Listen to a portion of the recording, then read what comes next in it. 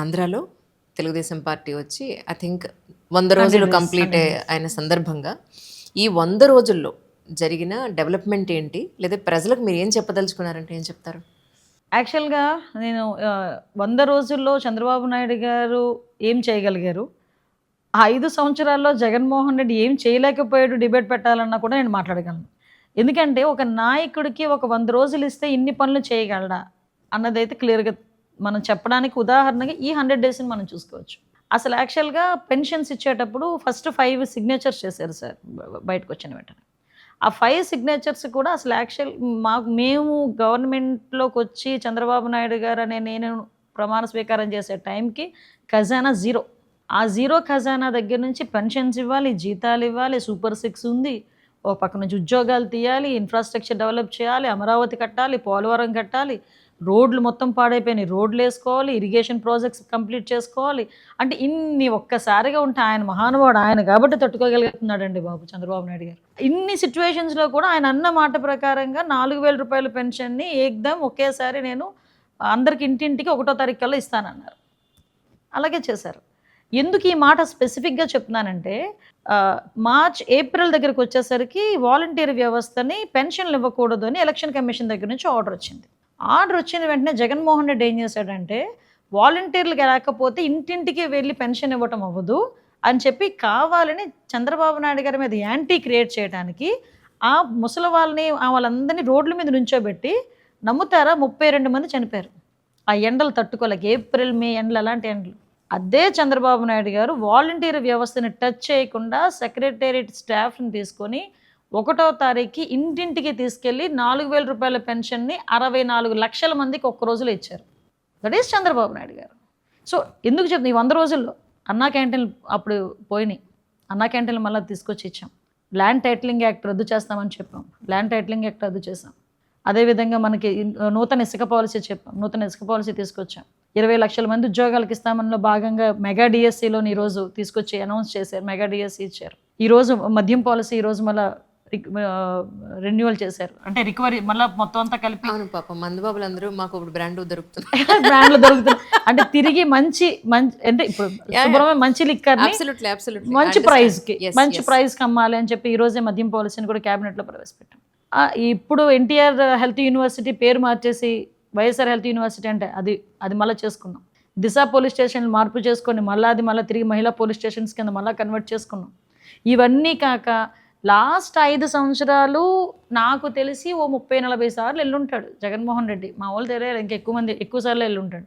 నిధులు తీసుకొచ్చేస్తాడేమో అని first 10 times వెళ్ళినప్పుడు అనుకున్నారు. కానీ తర్వాత తెలిసిపోయింది కేసులు మాఫీ చేసుకోవడానికి వెళ్తున్నాడు, సూట్ కేసులు అందించడానికి వెళ్తున్నాడు అని చెప్పి తెలిసిపోయింది. కానీ 30 సార్లు 40 సార్లు వెళ్ళిన జగన్మోహన్ రెడ్డి ₹1 తేలేపాడు. కానీ ఈ 100 రోజుల్లో కేంద్ర ప్రభుత్వం నుంచి అమరావతికి 15,000 కోట్లు, పోలవరానికి 12,500 కోట్లు తీసుకొచ్చిన ఘనత ఎన్డీఏ గవర్నమెంట్ది, చంద్రబాబు నాయుడు గారిది.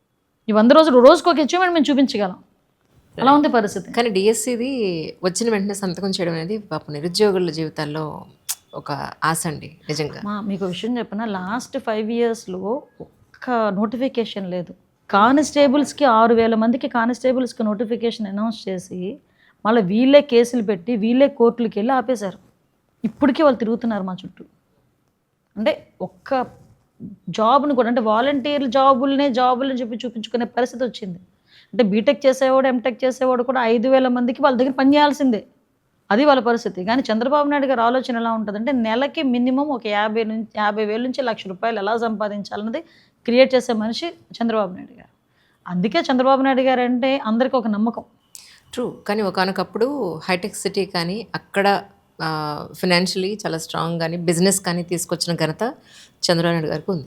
ఇక్కడ చూస్తే తెలంగాణతో కంపేర్ చేస్తే కనుక ఇక్కడ ఇన్కమ్ అనేది చాలా తక్కువ కంపారిటివ్లీ. ఇప్పుడు మొత్తం అంతా కూడా ఖజానా ఖాళీ ఉంది, అప్పులు కుప్పలై ఉన్నాయి అన్న దీంట్లో ఇప్పుడు ఈ వరదల దాంట్లో ఎలా మేనేజ్ చేస్తున్నారు యాజ్ ఏ హోమ్ మినిస్టర్గా? అంటే యాక్చువల్గా వరదల విషయంలో కాంపెన్సేషన్స్ అనౌన్స్ చేసేటప్పుడు మేమందరం అడిగాం group of ministries, sir burden మరీ ఎక్కువగా ఉంటుంది అంటే ఒకటే మాట అన్నారండి ఆయన, అయితే అవుతుంది, మనం కష్టపడదాం, వాళ్ళకి ఈ టైంలో మనం సహాయం చేయకపోతే ఇంకెవరు చేస్తారు, మనం చేయకపోతే ఇంకెవరు చేస్తారు, వాళ్ళకి రిలీఫ్ కావాలి, వాళ్ళు ఆ షాక్ నుంచి బయటికి రావాలి. సో అదేదో మనం కష్టపడదాం అని చెప్తూనే ఈ రిలీఫ్ ఫండ్కి యాక్చువల్గా సీఎం రిలీఫ్ ఫండ్కి ఎంతమంది బయటకు వచ్చి వాళ్ళ తాలూకా అంటే అభిమానాన్ని కానీ వాళ్ళ తాలూకా సహాయ సహకారాలు కానీ అందిస్తున్నారో మీరు చూసారా? వీల్ చైర్ మీద కూర్చున్న ముసలావిడను కూడా బయటకు వచ్చి నా పెన్షన్ అని చెప్పి ఇచ్చేళ్ళింది. ఒక ఆవిడైతే గాజులు తీసి చేతిలో పెట్టి వెళ్ళిపోయింది. చిన్నపిల్లలు ₹200 ₹300 వాళ్ళు డిబ్బీలో వేసుకునేవి కూడా బయటకు తీసుకొచ్చి స్కూల్ పిల్లలు తీసుకొచ్చి చంద్రబాబు నాయుడు గారి చేతిలో పెట్టారు. వాళ్ళు ఏ నమ్మకంతో నాకు ఇచ్చున్నారు వచ్చి వాళ్ళందరూ కూడా. సో అదే నమ్మకాన్ని నేను నిలబెట్టుకోవాలి. మనం కష్టపడదాం కావలిస్తే, ముందు వాళ్ళకి ఇవ్వాల్సింది ఇద్దాం, పెద్ద ప్యాకేజ్ అయినా ప్రాబ్లం లేదు ఇద్దామన్నారు. అందుకే ఆయన అంటే మాకు మనం కూడా. And more over film industry నుంచి చాలా చక్కటి విరాళాలు ప్రజల కోసం చాలామంది ముందుకు వచ్చారు. అందరూ టీవీ ఆర్టిస్టులు వచ్చారండి, ఫిలిం ఆర్టిస్టులు వచ్చారు, వాళ్ళు కూడా మిగతా వాళ్ళు చాలామంది వచ్చారు. ఈరోజు బయటకు చెప్తున్నాను కదా, ఈవెన్ ఉద్యోగస్తులు వాళ్ళు ఒక రోజు జీతాన్ని అందరూ కూడా విరాళంగా ఇచ్చారు తెలుసా. ఈరోజు మా ఎమ్మెల్యేస్ కానీ ఎమ్మెల్సీస్ కానీ వీళ్ళందరూ కూడా ఒక నెల జీతాన్ని విరాళంగా ఇచ్చిన సందర్భం. ఒక హాస్టల్ వార్డెన్స్ అందరూ కలిపి తీసుకొచ్చి వాళ్ళు విరాళంగా ఇచ్చారు. అంటే ఎవరికి తగ్గట్టు వాళ్ళు ఎంతో కొంత తీసుకొచ్చి వాళ్ళకి ఇచ్చే సహాయంలో మా పాత్ర కూడా ఉండాలి అని ఒకే ఒక కాన్సెప్ట్తో చంద్రబాబు నాయుడు గారి చేతిలో పెట్టారండి. అది తీసుకొచ్చి ఎంత నమ్మకం లేకపోతే ఆయన చేతిలో తీసుకొచ్చి పెడతారండి. అమరావతి పరిస్థితి ఏంటండి? ఏం లేదు, మేము చంద్రబాబు నాయుడు గారు ఎప్పుడైతే ముఖ్యమంత్రి చంద్రబాబు నాయుడు గారు అని నేను అనే ఒక వాయిస్ వచ్చిందో ఆ రోజు ఏదో అంటారు కదా, అమరావతి ఊపిరి తీసుకుంది. సో నో ఇష్యూ, అమరావతికి వచ్చింది ఏమి లేదు. ఇక్కడ ఆంధ్రప్రదేశ్ రాజధాని అమరావతి. 5 సంవత్సరాలు ఏదో చేద్దామని నరకం చూపించాడు. కానీ అక్కడ ఉన్న మహిళా రైతులు కానీ, అమరావతి ప్రజలు కానీ, రాష్ట్రంలో ఉన్న ప్రజలు కానీ, ఎక్కడైతే విశాఖపట్నాన్ని రాజధానిగా చేస్తానని చెప్పిన ఆ విశాఖపట్నం ప్రజలు కూడా మాకు అమరావతి రాజధానిగా కావాలి అని మాట్లాడే సందర్భం. చంద్రబాబు నాయుడు గారు ముఖ్యమంత్రి అయిన తర్వాత ఫస్ట్ టైం సెక్రటేరియట్కి వెళ్ళినప్పుడు అమరావతి ప్రజలు ఇచ్చిన ట్రీట్ చంద్రబాబు నాయుడు గారికి, దారి పొడుగున పూల మీద తీసుకెళ్లారు. లిటరలీ పూల మీద తీసుకెళ్లారు ఆయన. అంతకుమించి ఇంకేం కావాలి. అందుకే ఆయన అమరావతి ఊపిరి తీసుకుంటున్నాను. రైట్.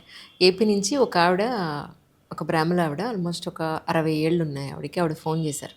తరతరాలుగా ఉన్న ఆస్తులు, ల్యాండ్లు ప్రీవియస్ గవర్నమెంట్ వాళ్ళు మమ్మల్ని చాలా ఇబ్బంది పెట్టి చాలా వరకు వాళ్ళు కబ్జా తీసేసుకున్నారు. అంజలి, మాకు ఇక్కడ గవర్నమెంట్లో మాకు ఎవరు తెలియదు, మా ల్యాండ్లు కొంచెం మాకు ఇప్పించగలుగుతావా అని. సో ఆ పాయింట్లో అలాంటి వాళ్ళకి మీరు ఏం భరోసా ఇస్తారు? యాక్చువల్గా ఇలాంటి వాళ్ళు మీ వరకు వచ్చింది ఒకటే కేసు అమ్మా, మా వరకు వచ్చింది కొన్ని, చంద్రబాబు నాయుడు గారి వరకు వెళ్ళింది కొన్ని వేలు లక్షల కేసులు ఉన్నాయి.